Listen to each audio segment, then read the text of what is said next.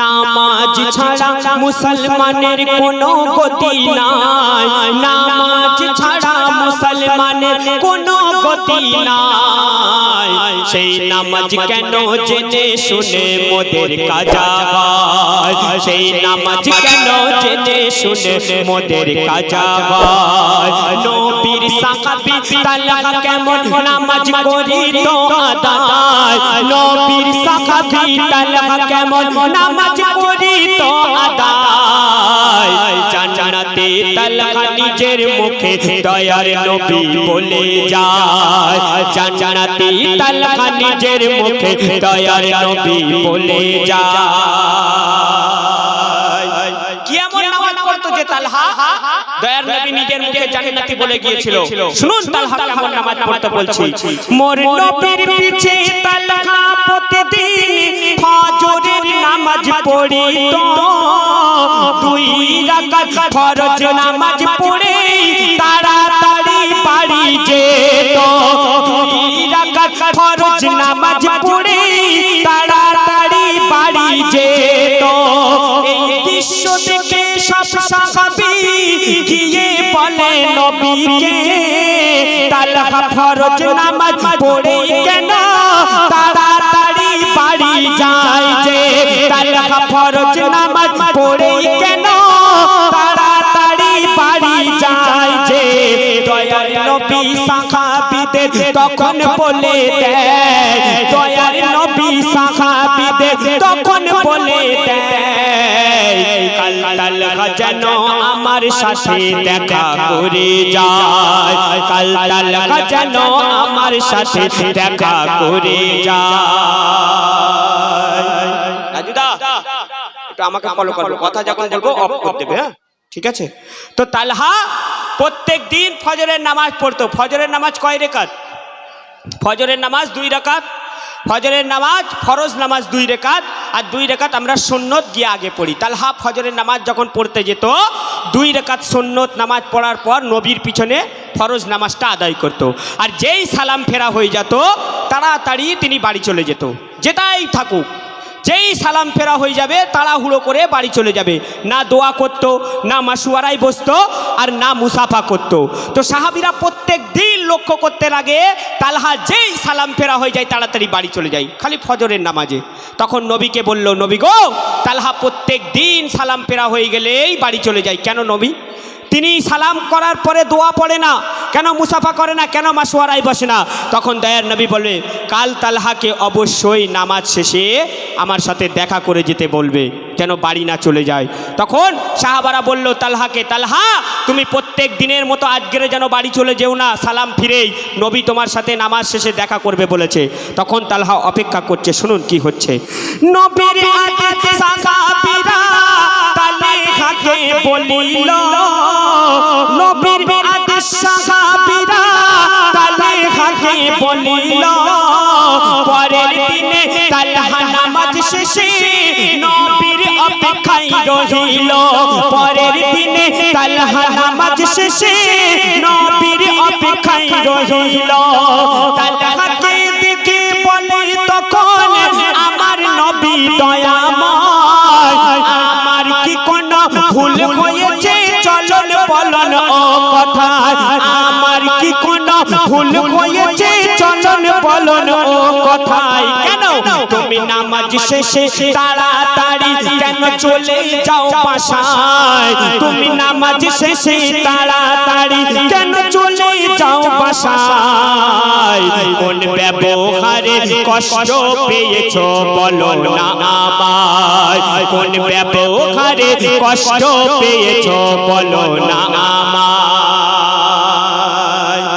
তালহাকে নবী বলল, নবীর জন্য তালহা অপেক্ষায় রয়েছে। সাহাবারা বলেছে নবী দেখা করে যেতে বলেছে। নবী যখন নামাজ শেষে দোয়া পড়ে বেরোলো, তালহা বলল, নবী আপনি আমাকে দাঁড়াতে বলেছেন? বলে, হ্যাঁ তোমার সাথে কথা আছে। বলে, কি কথা দয়ার নবী? বলে, আচ্ছা তালহা তোমার কাছে আমার একটা প্রশ্ন। বলে, কি? বলে, আমার চলন বলন কথাতে তুমি ব্যবহারেতে কোনো কি কষ্ট পেয়েছো, কোনো কি দুঃখ পেয়েছো? বলে কেন দয়ার নবী এমন কথা কেন বলছো? বলে তুমি তাহলে তাড়াতাড়ি সালাম ফেরা হয়ে গেলেই কেন বাড়ি চলে যাও, কেন দোয়া করো না, কেন মুসাফা করো না? তখন তালহা কাঁদতে কাঁদতে বলছে গুস্তাকি মাফ করবেন দয়ার নবী, আপনার চলন বলন কথাতে কেন আমি কষ্ট পাবো? আপনার মতো নবী হয়নি আর হবে না, আমরা সৌভাগ্য যে আপনার পিছনে নামাজ পড়ছি।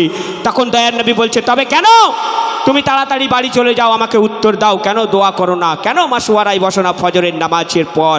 তখন দয়ার নবীকে সেই সাহাবী কাঁদতে কাঁদতে বলছে দয়ার নবী আমার একটা মজবুরি আছে। বলে কি মজবুরি?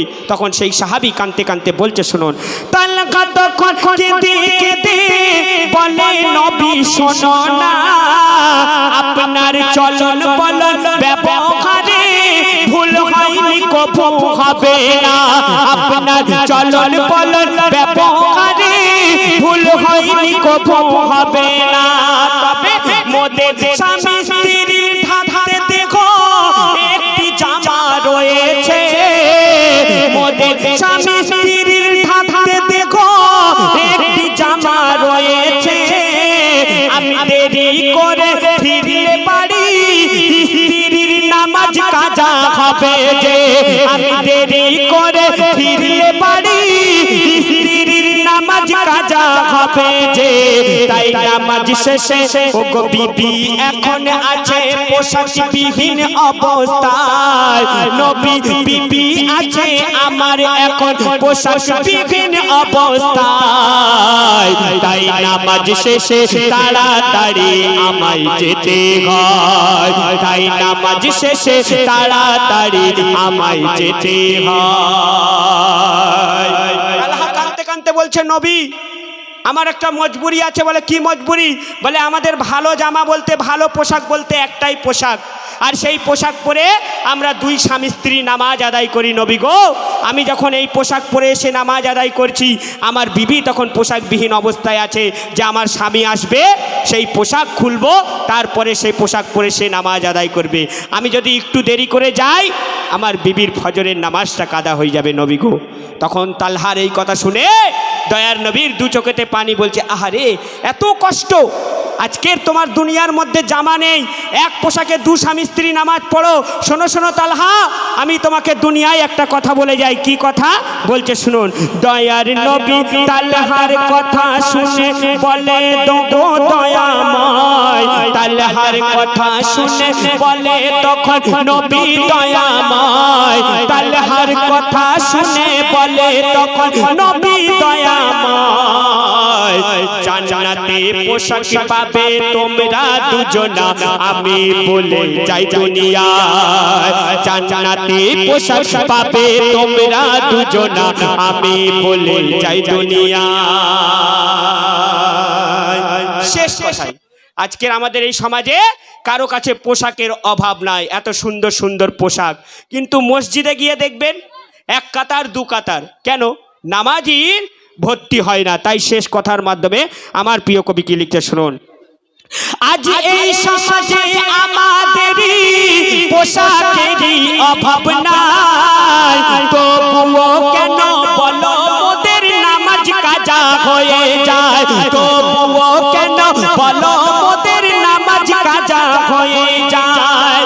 হাসরের মাঠে আল্লাহ প্রথম নেবে নামাজের হিসাব, হাসরের মাঠে আল্লাহ প্রথম নেবে নামাজের হিসাব, কেমন করে দেবে সেদিন বলো খোদাকে জবাব, কেমন করে দেবে সেদিন বলো খোদাকে জবাব। কবি খালেক বলে নামাজ ছাড়া নেই কোনো উপায়, কবি খালেক বলে নামাজ ছাড়া নেই কোনো উপায়, নামাজ হলো জান্নাতের চাবি, নামাজ কায়েম করো সবাই, নামাজ হলো জান্নাতের চাবি, নামাজ কায়েম করো সবাই। নামাজ ছাড়া মুসলমানের কোনো গতি নাই, নামাজ ছাড়া মুসলমানের কোনো গতি নাই, সেই নামাজ কেন জেনে শুনে মোদের কাজা হয়। নবীর সাহাবী তালহা কেমন নামাজ করিত আদায়, নবীর সাহাবী তালহা কেমন নামাজ করিত যায় জান্নাতে তালহা নিজের মুখে নবী বলে যায় জান্নাতে তালহা নিজের মুখে দয়ার নবী বলে যায়। শুনলেন?